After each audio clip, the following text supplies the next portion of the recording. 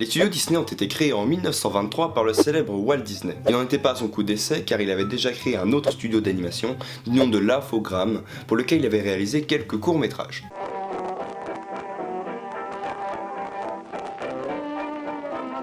De 1937 à 1941, les premiers longs métrages Disney sortiront comme Blanche-Neige, Pinocchio ou Fantasia. Et de 1989 à 1995 sortent des films tels que La Petite Sirène, Aladdin et Le Roi Lion. Ces deux périodes sont respectivement appelées premier et second âge d'or des studios Disney. Cependant, s'il s'agit d'âge d'or, vous devez vous imaginer qu'il s'est passé une chose entre ces deux périodes.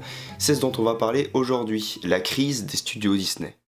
En 1941, c'est la guerre, et les studios sont un peu à sec à cause du coût de leur long métrage, malgré leur succès. Les studios vont donc enclencher un plan d'austérité en créant 10 non-longs métrages appelés séquences, qui s'apparentaient plus à un mix de courts métrages, le plus connu étant Les Trois Caballeros. En 1950 va démarrer ce qu'on appelle la reprise du premier âge d'or, et cela grâce à l'immense succès du premier réel long métrage depuis 8 ans, Cendrillon. Au passage, Disney fera également construire Disneyland à Los Angeles en 1955, en surfant sur le retour du succès des films comme Alice au Pays des Merveilles et Peter Pan. En 1966, Walt Disney décéda, laissant derrière lui des projets à moitié terminés comme Le Livre de la Jungle, qui sortira malgré tout en 1967 selon les souhaits de Walt, mais également Robin des Bois en 1973, dont l'idée venait de lui. D'ailleurs, l'anecdote que tout le monde connaît, les animations de danse, par exemple dans Robin des Bois, ont été des copies de danse déjà animées dans Blanche-Neige ou Les Aristochats, prouvant ainsi que les studios n'avaient plus une thune pour payer les animateurs. C'est alors que Disney va tomber dans ce dont on pense quand on évoque la crise de Disney, à savoir la période de 1973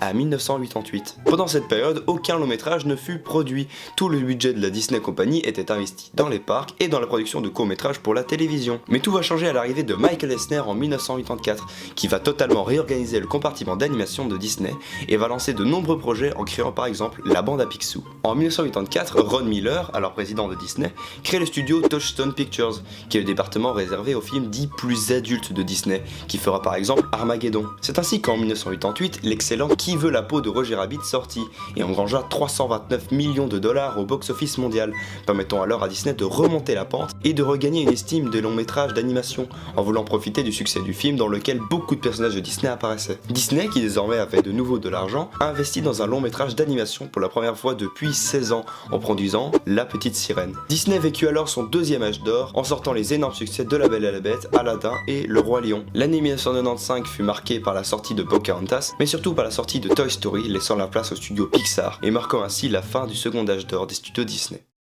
C'est donc ainsi que les studios Disney, en ayant investi dans les bons projets, purent sortir de leur crise. Les producteurs qui ne voyaient plus de potentiel dans les longs métrages Disney furent surpris par la sortie de La Petite Sirène qui entraîna Disney dans son deuxième âge d'or et qui mènera vers son succès mondial qu'on lui connaît.